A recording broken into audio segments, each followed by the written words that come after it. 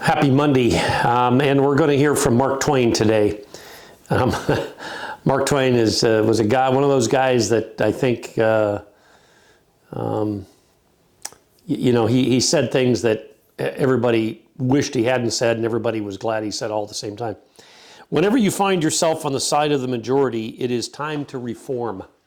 Now, look, he's not talking about, oh my gosh, we just, there's 12 of us in the room and 8 of us are in agreement with this. Oh, we got to reform. That's not what he's talking about.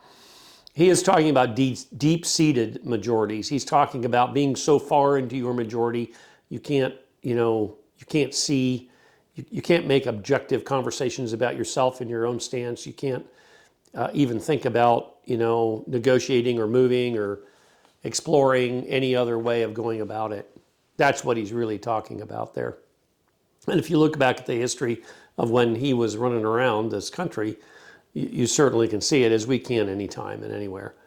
But it's not just a political statement. And that's where many of the brains will go, oh, this is a political statement. That group over there, right?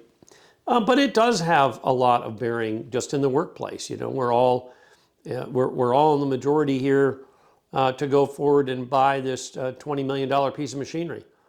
Now, do we have a dissenting voice that's causing us to think about some of the other things that come along with that decision? Not to stop it, not to say it's wrong, not to just change it, but to be that dissenting voice, to reform, to rethink, to make sure, to validate. Sometimes we go through this process and validate, yep, that's exactly what we ought to be doing.